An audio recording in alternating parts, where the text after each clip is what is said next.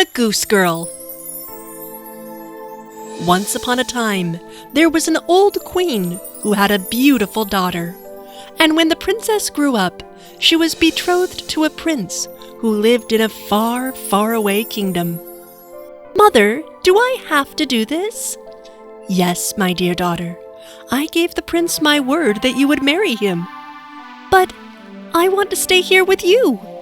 "I am old, and I will soon be gone. I want you to have a husband who will protect you."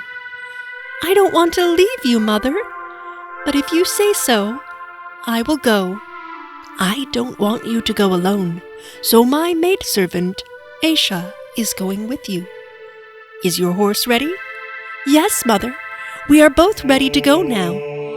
"Remember that Aisha is loyal to me, and I'm sure that she will tell me everything that happens to you."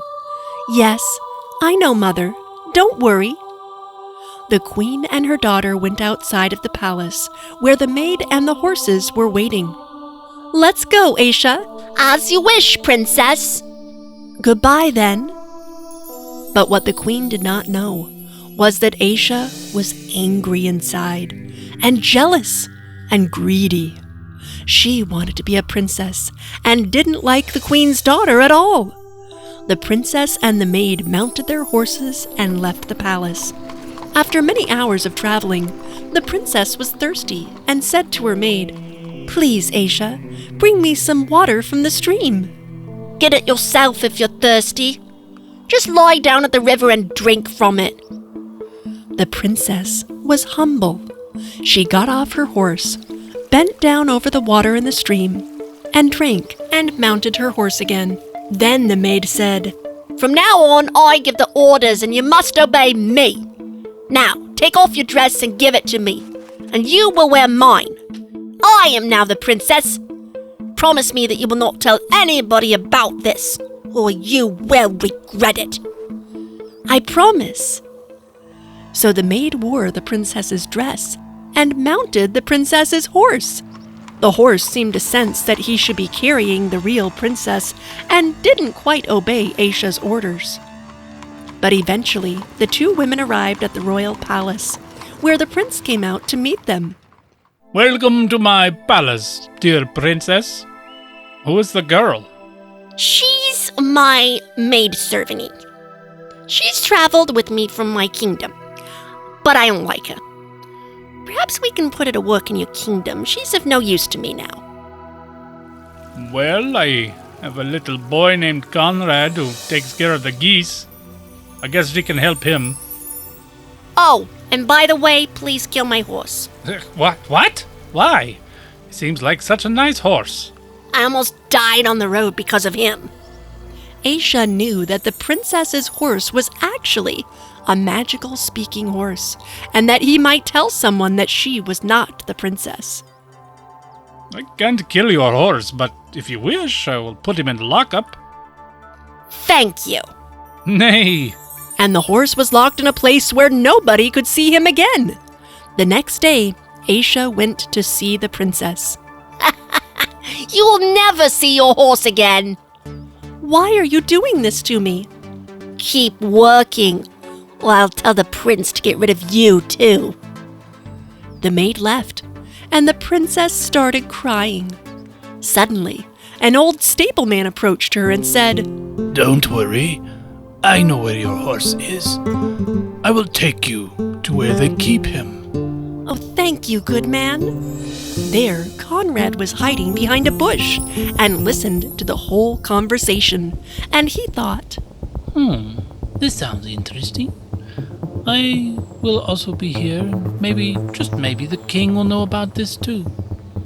Stableman took the princess to see the horse. Conrad was hiding behind them. "Here we are. Now, you'll have to be careful." "I will."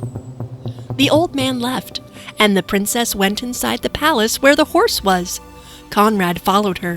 As soon as she saw the horse, she said, "Oh, my poor horsey, what have they done to you?" "Well, my princess, you are also suffering.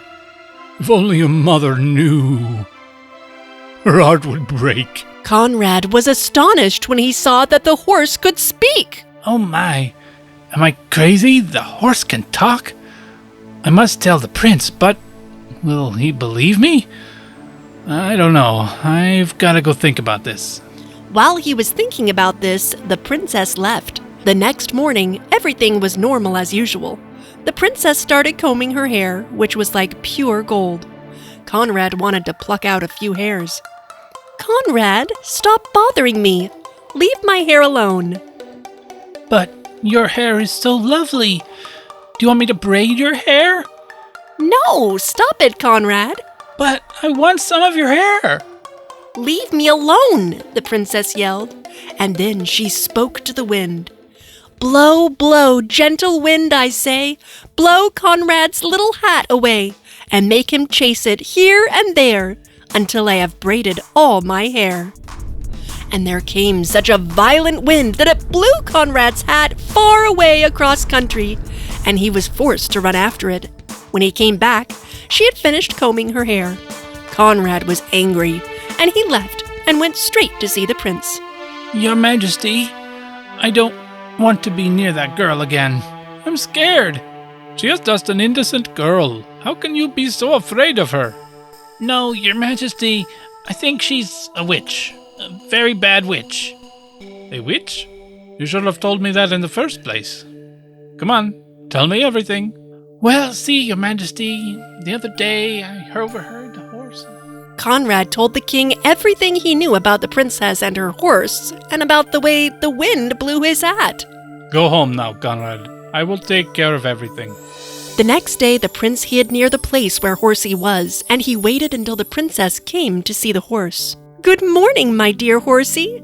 Good morning, my dear princess. If only your mother knew what you are going through, her heart would break. The prince heard the conversation, but he also saw how Conrad bothered the princess, and how the wind blew his hat. Then, without being seen, he went away. Next day, he asked to talk to the girl in the servant clothes, who was the real princess. "My Majesty, do you want to talk with me?" Yes, please tell me. Is there something bothering you? I mean, I've been watching you, and I know that there's something wrong.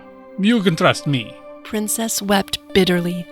Then she emptied her whole heart. She told everything. The prince listened carefully and said, My dear child, I knew there was something wrong with that woman. Your maid, Aisha, deserves to be punished. She will be locked away in jail forever, and I will marry you. "Oh, King, thank you. But what about my Horsey?" And don't worry about him. He will be free. The next day, the wedding was celebrated at the palace. There was a great feast, and the royal couple lived happily ever after. Forever. The end.